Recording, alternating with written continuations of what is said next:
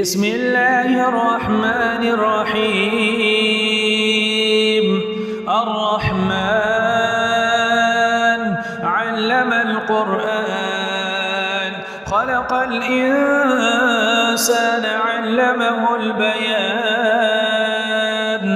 الشمس والقمر بحسبان، والنجم والشجر يسجدان. والسماء رفعها ووضع الميزان، ألا تطغوا في الميزان وأقيموا الوزن بالقسط ولا تخسروا الميزان. والأرض وضعها للأنام، فيها فاكهة والنخل ذات الأكمام، والحب ذو العصف والريحان. فبأي آلاء ربكما تكذبان؟ خلق الإنسان من صلصال كالفخار، وخلق الجن من مارج من نار. فبأي آلاء ربكما تكذبان؟ رب المشرقين ورب المغربين. فبأي آلاء ربكما تكذبان؟ مرج البحرين يلتقيان بينهما برزخ لا يبغيان. فبأي آلاء ربكما تكذبان؟ يخرج منهما اللؤلؤ والمرجان. فبأي آلاء ربكما تكذبان؟ وله الجوار المنشآت في البحر كالأعلام. فبأي آلاء ربكما تكذبان؟ كل من عليها فان، ويبقى وجه ربك ذو الجلال والإكرام. فبأي آلاء ربكما تكذبان؟ يسأله من في السماوات والأرض، كل يوم هو في شأن. فبأي آلاء ربكما تكذبان؟ سنفرغ لكم أيها الثقلان. فبأي آلاء ربكما تكذبان؟ يا معشر الجن والإنس إن استطعتم أن تنفذوا من أقطار السماوات والأرض فانفذوا، لا تنفذون إلا بسلطان. فبأي آلاء ربكما تكذبان؟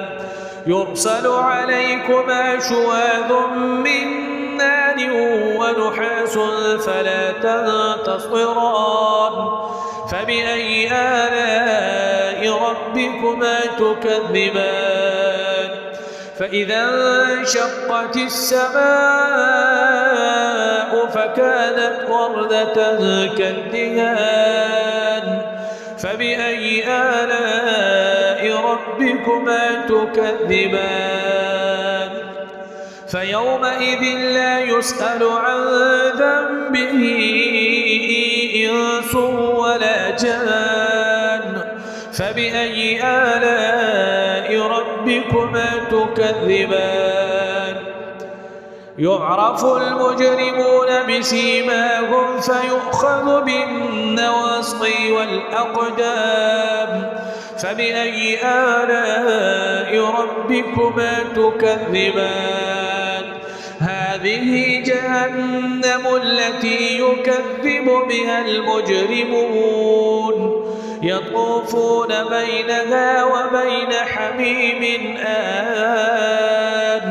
فبأي آلاء ربكما تكذبان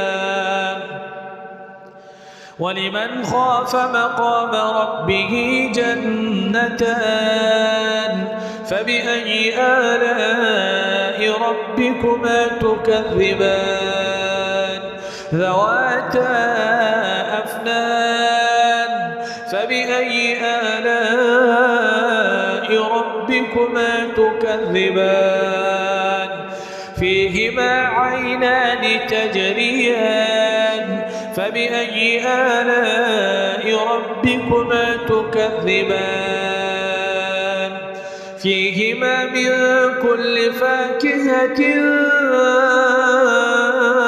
زوجان فبأي آلاء ربكما تكذبان متكئين على فرش بطائنها من استبرق وجنى الجنتين دان فبأي آلاء ربكما تكذبان فيهن قاصرات الطرف لم يطمثهن إنس قبلهم ولا جان فبأي آلاء ربكما تكذبان كأنهن الياقوت والمرجان فبأي آلاء ربكما تكذبان هل جزاء الإحسان إلا الإحسان فبأي آلاء ربكما تكذبان ومن دونهما جنتان فبأي آلاء ربكما تكذبان مدهامتان فبأي آلاء ربكما تكذبان فيهما عينان نضاختان فبأي آلاء ربكما تكذبان فيهما فاكهة ونخل ورمان فبأي آلاء ربكما تكذبان فيهن خيرات حسان فبأي آلاء ربكما تكذبان حور مقصورات في الخيام فبأي آلاء ربكما تكذبان لم يطمثهن إنس قبلهم ولا جان فبأي آلاء ربكما تكذبان متكئين على رفرف خضر وعبقري حسان فبأي آلاء ربكما تكذبان تبارك اسم ربك ذي الجلال والإكرام